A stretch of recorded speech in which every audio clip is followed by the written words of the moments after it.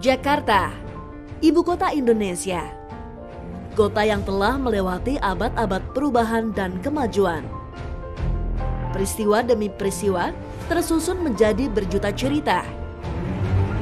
Catatan sejarah yang silih berganti, berubah dan berulang tiada henti.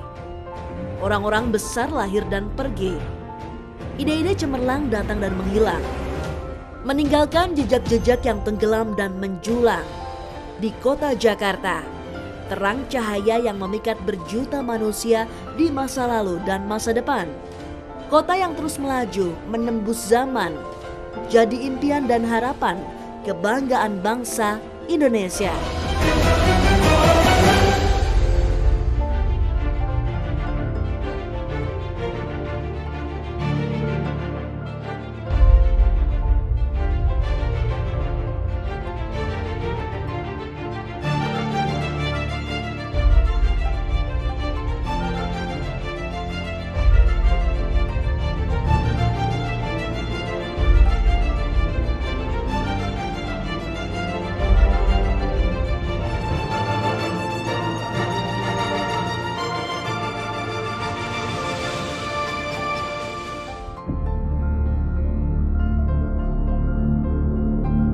Pada satu masa yang panjang, kawasan ini pernah berganti-ganti nama seiring surut dan berjayanya para penguasa. Bermula sebagai tepian Sundapura di masa kerajaan Tarumanegara, kemudian bertumbuh sebagai Sunda Kelapa, kota bandar di masa kerajaan Pajajaran.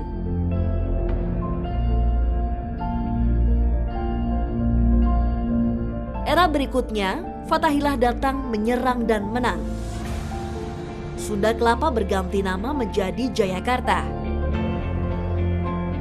Jayakarta nan gemilang tak sanggup membendung kekuatan Belanda, penjelajah Eropa yang kemudian menguasainya.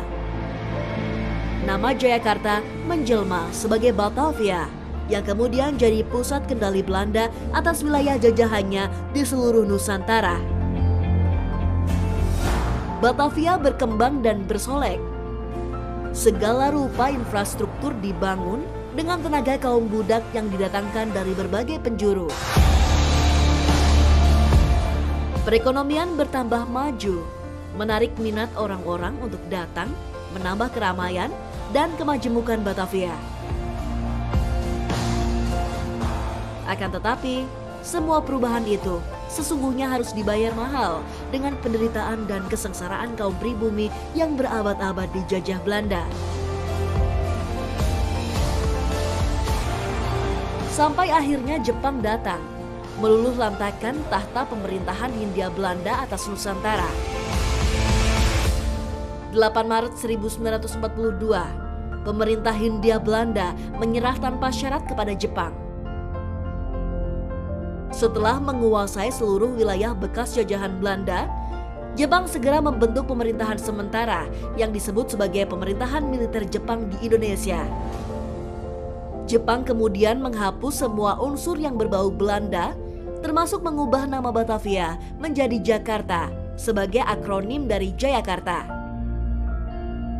Satu catatan menyatakan, perubahan nama Batavia menjadi Jakarta ini bertepatan dengan perayaan Hari Perang Asia Timuraya pada 8 Desember 1942. Jakarta tetap menjadi pusat pemerintahan bagi bala tentara negeri Nippon yang mendaku diri sebagai saudara tua ini.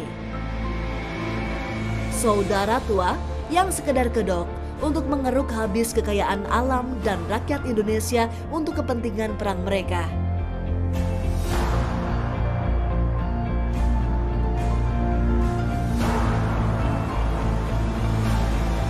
Sampai akhirnya Jepang kalah perang melawan sekutu dan bangsa Indonesia mengambil pilihan terbaik untuk menyatakan kemerdekaan.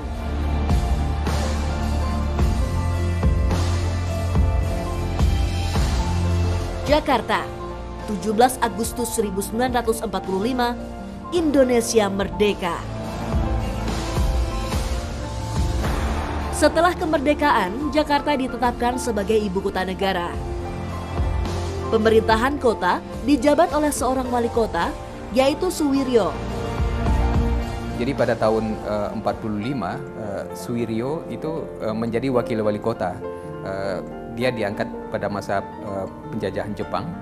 Wali kotanya orang Jepang, sedangkan dia menjadi wakilnya. Dan ketika proklamasi diumumkan pada tanggal 17 Agustus, Suwiryo ikut berpidato sebelum Bung Karno sebagai wakil wali kota Jakarta. Dan kemudian setelah Indonesia merdeka pada bulan September, Suwiryo diangkat menjadi wali kota Jakarta yang pertama.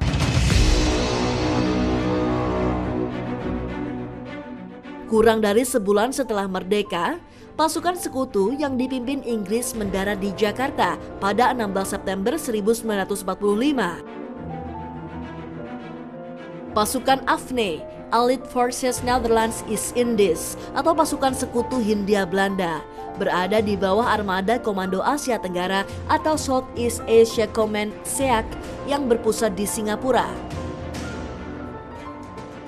Kedatangan AFNE ke Indonesia ternyata diboncengi oleh pemerintah sipil Hindia Belanda atau NICA, Netherlands Indie Civil Administratie. NICA membawa seperangkat kekuatan militer dengan alibi mengamankan orang-orang Belanda yang menjadi tawanan perang Jepang. Nyatanya, tujuan mereka menyimpang jauh dari itu. Hubertus Johannes van Mook, Gubernur Jenderal Hindia Belanda, membawa mandat dari Kerajaan Belanda untuk mengkoloni kembali Indonesia. Penjajah lama ini kemudian melakukan tindakan-tindakan agresif dan sama sekali tidak menghormati kedaulatan pemerintah Republik Indonesia. Pemerintahan Soekarno mencoba terus bertahan di Jakarta, namun keamanan Republik semakin terancam.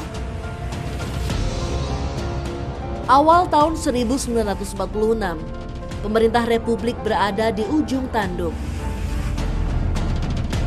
Raja Kesultanan Yogyakarta Sri Sultan Hamengkubuwono ke-9 kemudian meminta Soekarno-Hatta dan seluruh petinggi Republik untuk pindah ke Yogyakarta.